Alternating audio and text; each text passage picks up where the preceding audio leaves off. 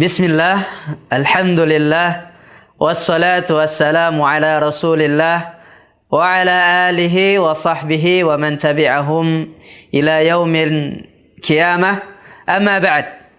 Ini adalah pertemuan kedua dari silsilah atau rangkaian pelajaran kita di Qawaid Arabiyah, grammar bahasa Arab atau tata bahasa Arab. Dan kita, seperti yang kita sepakati kemarin, kita akan memakai kitab yang sangat fenomenal, yang sangat terkenal, kitab yang sangat Masya Allah, kecil ukurannya, tetapi sangat besar manfaatnya. Apa nama kitabnya? Kitabnya adalah kitab Al-Muqaddimah Al-Ajurrumiyah. Al-Muqaddimah Al-Ajurrumiyah. Seperti yang kita katakan kemarin, kita ingatkan sekali lagi, bahwa nama yang benar dari kitab ini adalah Ajurrumiyah. Seperti yang sering disebutkan di kalangan asatidzah atau orang-orang sering menyebutkan dengan nama Matan Jurumiyah. Itu kurang tepat, tetapi yang lebih tepat adalah Ajurrumiyah. Karena ini nisbat kepada Ajurrum, yaitu muallif yang bernama Li Abi Abdillah, kunyah beliau adalah Abu Abdillah, nama beliau adalah Muhammad ibni Muhammad As-Sanhaji. Nama beliau Muhammad, Masya Allah, bapak beliau juga namanya Muhammad As-Sanhaji, nisbahnya ke Sanhaji, yang sering dikenal dengan Ibnu Ajurrum, yang wafat dari yang hidup sekitar tahun 672 sampai 723 Hijriyah. Jadi berapa abad yang silam ya, tahun atau abad yang ke-8. Pemirsa rahimani wa rahimakumullah, seperti yang kita katakan bahwa insyaallah metode kita di dalam membahas kitab ini, insyaallah di setiap pertemuan itu kita berusaha untuk membahas satu bab di setiap pertemuan, dan hari ini insyaallah kita akan membahas bab yang pertama, yaitu babul kalam. Babu al-kalam. Baik, tahap pertama kita baca dulu ya. Kata muallif rahimahullah, Bismillahirrahmanirrahim. Al-kalamu huwa al-lafzul murakkabul mufidu bil wad'i. Wa aksamuhu thalathatun, ismun wa fi'lun wa harfun ja'a li ma'nan. فالاسم يعرف بالخفض والتنوين ودخول الألف واللام عليه وحروف الخفض وهي من وإلى وعن وعلى وفي ورب والباء والكاف واللام وحروف القسم وهي الواو والباء والتاء والفعل يعرف بقد والسين وسوف وتاء التأنيث الساكنة والحرف ما لا يصله معه دليل الاسم ولا دليل الفعل. Baik. Ini adalah satu bab yang akan kita bahas hari ini. Kita meminta kepada Allah Azza wa Jalla semoga kita bisa dimudahkan untuk menyelesaikannya, dan semoga kita bisa mengerti dengan mudah juga bab ini. Nah, kata muallif Bismillahirrahmanirrahim. Muallif memulai dengan kata apa? Dengan kalimat Bismillahirrahmanirrahim. Dan kalimat Bismillahirrahmanirrahim ini, jamaah sekalian, ikhwani wa akhwati rahimani wa rahimakumullah, adalah sunnah Allah, sunnah Rasulullah, sunnah para anbiya, sunnah para sahabat. Sunnah Allah untuk memulai dengan bismillah, yaitu di dalam Al-Quran. Al-Quran di dalam surat Al-Fatihah, kita buka Al-Quran, pasti yang pertama kita baca adalah apa? Bismillahirrahmanirrahim. Rasulullah sallallahu alaihi wasallam menulis surat-surat beliau kepada para raja dan orang-orang yang ingin dia dakwahkan, beliau mulai dengan Bismillahirrahmanirrahim. Dan juga di perjanjian Hudaybiyah, beliau juga awalnya menulis Bismillahirrahmanirrahim. Kemudian begitu juga para ulama memulai dengan Bismillahirrahmanirrahim. Kitab-kitab mereka dimulai dengan Bismillahirrahmanirrahim. Yang paling agung tentunya kitab-kitab hadis mereka. Kitab Imam Bukhari, kitab Imam Muslim, kitab Sunan Tirmidzi dan yang lainnya itu dimulai dengan Bismillahirrahmanirrahim. Termasuk juga muallif kita, penulis kitab yang kita cintai ini adalah Ibnu Ajurruh, memulai dengan Bismillahirrahmanirrahim. Ini yang pertama, pembahasan tentang Bismillahirrahmanirrahim.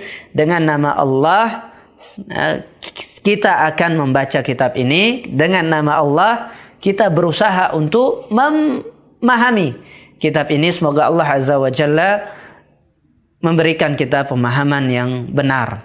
Ar-Rahman Ar-Rahim, yang maha pengasih lagi maha penyayang. Kita mulai dari bab pertama, kata muallif al-kalamu. Kita pasti pernah mendengar ya nama al-kalamu. Al-kalamu menurut muallif di sini adalah huwal lafdzul murakkabul mufidu bil wad'i. Tapi pada zaman sekarang ini sangat sulit sekali kita akan menemukan di bab-bab atau di kitab-kitab muasir, kitab-kitab kontemporer tentang nahwu, ada namanya bab kalam. Menjadi pertanyaan besar, kemana bab kalam pada zaman ini? Kenapa? Contoh kitab-kitab zaman sekarang ini Al-Mulakhas fi Qawaidil Lughah Al-Arabiyyah yang ditulis oleh orang Mesir, Fuad Ni'mah, Syekh Fuad Ni'mah. Dan juga ada Jami' Durusil Lughatil Arabiyyah yang sangat terkenal, kitab lumayan besar karena memang di sana kaidah berserta dalil-dalil, beserta contoh-contoh dari Al-Quran dan Sunnah. Dan juga banyak kitab-kitab kontemporer tentang nahwu, entah itu di Arabiyah Baina Yadik atau di Nasyi'in atau Durusul Lughah Al-Arabiyyah. Tidak ada satupun kita menemukan namanya babul kalam. Tapi di sini di kitab ini namanya babul kalam. Thayyib, apa yang sebenarnya maksud dari babul kalam? Bukan berarti babul kalam itu tidak ada di kitab zaman sekarang. Salah besar. Cuma namanya saja yang berbeda. Muallif mengatakan di sini babul kalam, tetapi di kitab baru disebutkan sebagai al-jumlatul mufidah. Apa namanya? Al-jumlatul mufidah. Apa arti jumlah mufidah? Kalimat yang berfaedah. Menurut muallif, di kitab-kitab sering kita menyebutkan namanya jumlah mufidah. Kenapa harus di bab pertama sering membahas al-jumlah mufidah, kalimat yang berfaedah? Karena yang namanya kita berbahasa, yang namanya kita berbicara, ini kita belajar bahasa Arab. Kini kita belajar memahami pembicaraannya orang Arab. Kalau kita mau memahami pembicaraannya orang Arab, paling minimal kita memahami satu kalimat. Ya, kita paham apa maksud dari perkataan lawan bicara kita itu adalah hasil dari kita memahami kalimat.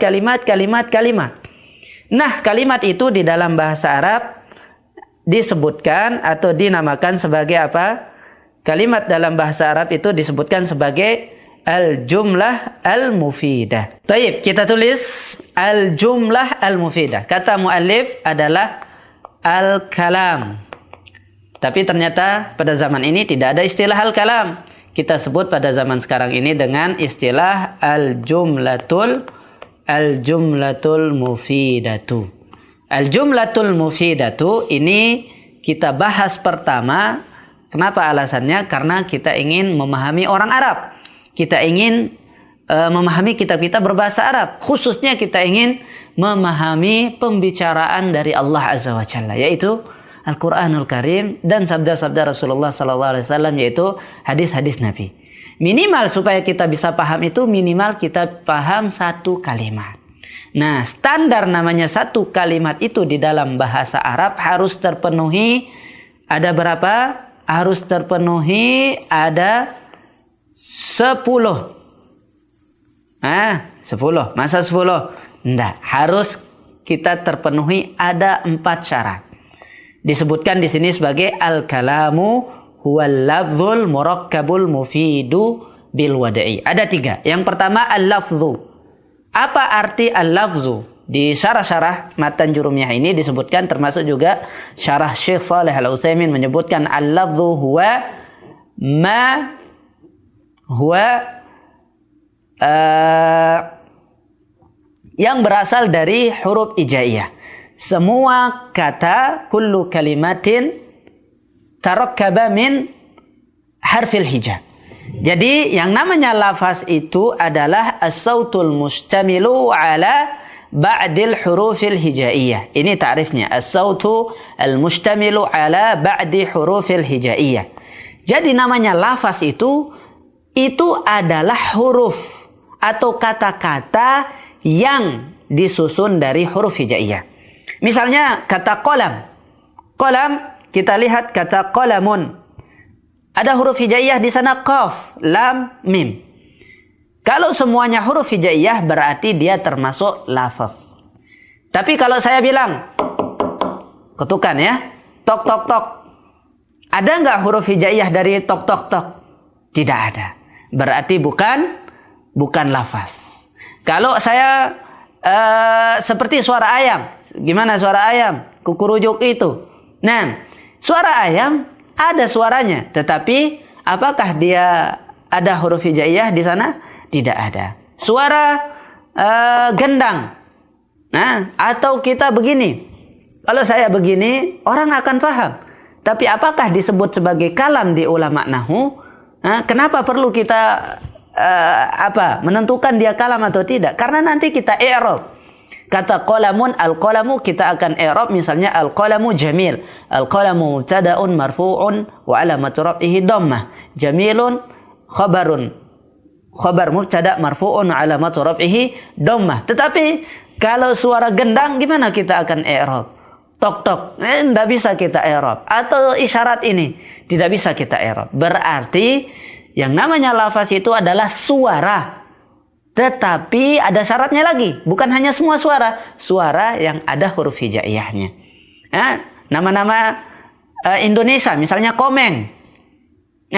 Bisa kita masukkan ke lafaz? Tidak bisa. Karena ang itu tidak ada huruf hijaiyahnya. Mungkin ko ada. Mungkin me juga tidak ada ya. Nah, sekarang syarat kedua. Al-lafzu al-murakkabu. Jadi yang disebutkan di sini ia adalah ta'rif atau definisi kalam sekaligus dia adalah syarat dari kalam. Yang kedua al-murakkabu. Nah, semoga semuanya bisa baca ya karena saya juga sebutkan insyaallah sejelek-jelek tulisannya karena saya sebutkan juga insyaallah baca. Apa arti murakkab? Murakkab artinya tersusun. Yang namanya tersusun itu adalah ma tarakkaba min kalimataini fa aktsar. Dia tersusun dari dua kata atau lebih dari dua kata. Jadi minimalnya itu namanya tersusun dua kata. Tadi kita sudah contohkan qalamun. Sekarang kita ingin menyusun al-qalamu jamilun. Zaidun qaimun. Al-ustadzu hadirun. Al-masjidu wasi'un.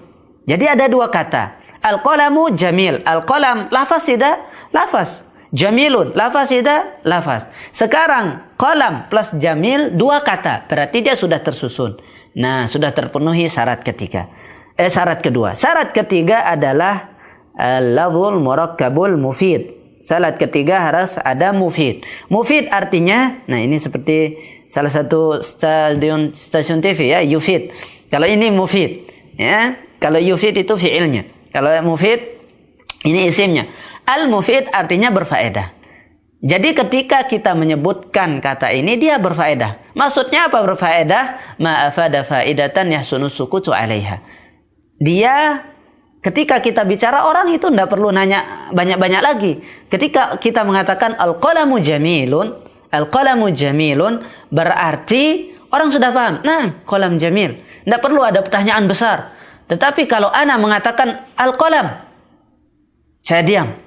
Apa orang paham? Ada apa dengan kolam? Kalau bahasa Lomboknya, kemben jangan raus peleng. Nah, kenapa bicara sepotong? Tidak usah bicara sepotong. Nanti, apa kata orang Lombok? Peleng tain. Nah, ya, nanti BAB-mu nggak lancar maksudnya. Nah, al-mufid artinya adalah kalimatnya tersusun dan memberikan faedah. Bukan hanya tersusun. Kalau ana mengatakan, jika engkau pergi. Nah, ada berapa kalimat ini? Jika engkau pergi. Banyak. Tetapi apakah kalimat ini sempurna? Tidak. In zahabta. In Zahabta, kalau kamu pergi, jika engkau pergi. In sudah kalimat. Zahabta sudah 2 kalimat, sudah tersusun. Tetapi apakah memberikan faedah? Tidak. Dia selain tersusun juga harus memberikan faedah. Sebelum kita mengatakan in zahabta abki, kalau engkau pergi saya akan menangis. Nah, saya akan menangis ini jadi kalimatnya menjadi lengkap. Tayyib. Ini arti mufid. Al-qalamu jamil. Nah, al-qalamu jamil ini juga sudah mufid. Yang terakhir syaratnya adalah bil wad'i. Bil wad'i maksudnya adalah di antara tafsir ulama ada 2 memang, tetapi kita sebutkan satu saja, yaitu bil lughatil arabiyyah. Jadi apapun perkataan kita tetapi dia tidak memakai bahasa Arab, maka tidak akan di-i'rab oleh ulama. Nah, seperti saya mengatakan ini, saya mau pergi. Saya, ada huruf hijaiyah? Ya, ada. Sa dan ya, sin udah ada.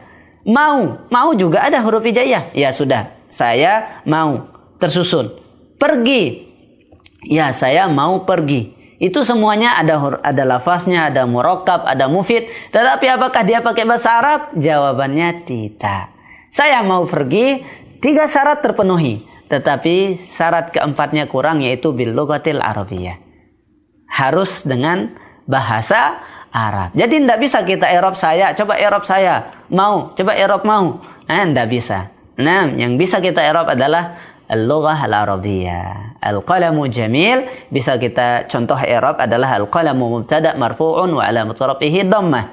Jamilun khabar mubtada' marfu'un wa alamatu raf'ihi dhammah. Jadi al-qalam ini mubtada', jamilun khabar. Ini singkatnya tentang pembahasan pertama, yaitu apa? Babul kalam. Taib. Kemudian kata muallif wa aqsamuhu thalathatun. Wa aqsamuhu kam? Thalathatun. Ada 3. Ismun wa fi'lun wa harfun. Ja'a li ma'nan. Ini pertanyaannya, aqsamuhu, bagian dia. Ini bagian apa ya? Bagian kalam. Masa kalam ada 3? Isim, fi'il, huruf. Itu kalam itu kan jumlah, kalimat. Berarti bukan kalimat sebenarnya. Maksud muallif di sini adalah wa aqsamuhu wa aqsamul kalimati. Bukan jumlah, bukan kalam, tetapi kalimah. Nah, ini memang agak pusing ya, sering salah diterjemahkan. Kalau kita bilang kalimat pakai bahasa Indonesia, artinya bahasa Arab itu adalah kata. Nah, kalau bilang kalimatun bila lughah Arabiyyah, maka artinya adalah kata. Kalau kita bilang jumlah, artinya dalam bahasa Indonesia adalah kalimat. Nah, jadi ana bedakan. Kalau bilang kalimatun, berarti itu bahasa Arab, maksudnya kata. Kalau bilang kalimat, berarti maksudnya pakai bahasa Indonesia, artinya jumlah. Taib. Sekarang wa aqsamuhu, pembagian kata. Semua kata yang ada di dalam bahasa Arab, antum cari dari timur sampai ke barat, dari langit sampai ke bumi, dimanapun antum cari, bahasa Arab itu cuma ada 3 katanya. Kata-katanya bahasa Arab itu akan kita kelompokkan menjadi 3. Siapkan saja misalnya 3 ember, nah, atau 3 tong. Kita akan ambil semua kata bahasa Arab. Tong 1 namanya isim, tong 2 namanya fi'il, tong 3 namanya harf. Jadi apapun, mau cari di Quran, mau cari dimanapun, pasti dia akan terkelompok menjadi 3 macam. Jadi gampang ya bahasa Arab itu. Bahasa Arab itu semua katanya cuma ada 3. Sudah, antum akan kelompokkan dia ke isim, akan kelompokkan dia ke fi'il, akan kelompokkan dia ke harf. Tapi masalahnya sekarang, orang yang belajar bahasa Arab itu sering salah gara-gara belajar memakai terjemah. Bukan belajar memakai kaedah. Jadi kalau kita terjemahkan isim. Isim apa terjemahnya kalau kita kata benda? Fi'il. Fi'il apa terjemahnya kalau kita kata kerja? Harf. Kalau kita ya huruf. Nah, coba bedakan sekarang. Ana terjemahkan misalnya. Ini juga sudah saya praktekkan di beberapa tempat ana mengajak. Biasanya salah jawabannya. Ana mengatakan naumun tidur. Aklun makan, julusun duduk. Nah, kata naumun, aklun, julusun ini isim, fi'il atau harf? Nah, coba jawab. Antum juga jawab sendiri coba. Naumun tidur, julusun duduk, aklun makan. Jawaban antum kira-kira isim, fi'il atau harf? Dan kebanyakan jawabannya adalah ini semua fi'il, kata kerja. Karena kan duduk Ustaz ya pekerjaan. Julus duduk. Aklun makan kan pekerjaan. Dan naumun tidur juga pekerjaan Ustaz. Bukan kata benda. Jawaban antum salah. Yang benar adalah naumun, aklun, wa julus. Ini isim, bukan fi'il. Kenapa? Karena dari kaidah kita akan tahu nanti. Kaidahnya adalah dia ada tanwin. Kita akan mengenal setelahnya yaitu fal ismu yu'rafu bil khabdi wat tanwini wa dukhulil alifi wal lami alaihi. Isim itu bisa kita kenalan, ciri-ciri isim itu. Kita kan mau membagi semua kata, kosakata dalam bahasa Arab itu menjadi 3, isim, fi'il, harf. Oke, sekarang kita mau masukkan ke masing-masing kotaknya. Nah, bagaimana cara memilih isim? Cara memilih isim itu yang pertama biasanya bil khafdi, yaitu dia berbaris bawah. Dimanapun antum temukan bahasa Arab berbaris bawah, contohnya kita baca apa setiap hari? Bismillahirrahmanirrahimi. Nah, ada baris bawah terakhirnya bismi. Allahi, lafzul jalalah, isim. Ar-Rahmani, isim. Ar-Rahimi, isim. Semua berarti ini adalah isim. Yang kedua, wat tanwin, dan dia bertanwin. Seperti yang Anda contohkan tadi, naumun, julusun, wa aklun. Kalau antum menemukan dia bertanwin, pastikan dia adalah isim. Masukkan dia ke kotak isim. Yang ketiga, dukhulil alif wal lami alaih. Atau dia beralif lam. Jadi 2 pilihan. Kalau dia bertanwin, tidak ada alif lam. Kalau ada alif lam, nggak ada tanwin. Contohnya, al-qalamu jamilun. Yang kita contohkan tadi. Al-qalamu, ada apa di sana? Isim atau bukan? Isim, ada alif lam. Jamilun. Apa di sana? Ada isim. Isim atau fi'il? Jawabannya isim. Kenapa? Karena dia bertanwin. Tayyib. Yang keempat, di antara ciri-ciri isim adalah hurufil khabti wa hurufil wa dukhul alifi wal lami wa hurufil khabdi, dan juga masuknya hurufil khafd. Huruf jar, kalau bahasa kita huruf jar, sering disebut sebagai huruf jar. Yaitu kalau ada isim, ada kata sebelumnya huruf jar. Min, ila, an, ala, wa fi, wa ruba, wal ba'u, wal kaf, wal lam. Contohnya tadi bismillah, ada ba kan? Nah, minal masjidil harami ilal masjidil aqsa. Min, harfu jar, minal masjidi. Berarti al masjidi ini dia pasti isim. Karena apa? Karena ada huruf jar sebelumnya. Ilal masjidil aqsa. Al masjidi, al aqsa. Al aqsa juga isim. Kenapa? Ada alif lam. Wa an, anil hubbi. Kita akan natakallam anil hubbi atau abhasu anil qalami. Al-qalami dia isim karena ada an. Ala, al-qalamu ala al-maktab. Nah, al-qalamu ala al-maktab. Al-maktab berarti isim, fi'il, harf. Isim karena ada huruf jar. Fi, al-ustadzu fil bait. Al-bait ini isim, fi'il atau harf? Jawabannya isim karena ada fi. Wa rubba rajulin fakihin. Misalnya, berarti rojulin ini adalah isim karena ada rubba, wal ba'u, wal kafu, wal lam. Begitu juga ba, kita al-kaf, sebenarnya anta kal qamar, anta kal qamari. Berarti al-qamar ini juga isim karena ada kaf. Lam, ketika ada lam, al-qalamu lil mar'ati. Al-mar'ati berarti isim karena ada lam harfu jar sebelumnya. Ini namanya huruf jar. Termasuk juga huruf qasam, yaitu al-waw, wal ba'u, wat ta'u. Orang Arab itu bersumpah pakai 3. Wallahi, billahi, tallahi. Wallahi, billahi, tallahi. Nah, di surat Yusuf, wa tallahi la akidanna, di cerita Ibrahim, wa tallahi la akidanna asnamakum. Nah, kata Ibrahim, demi Allah saya akan menghancurkan patung-patung kalian.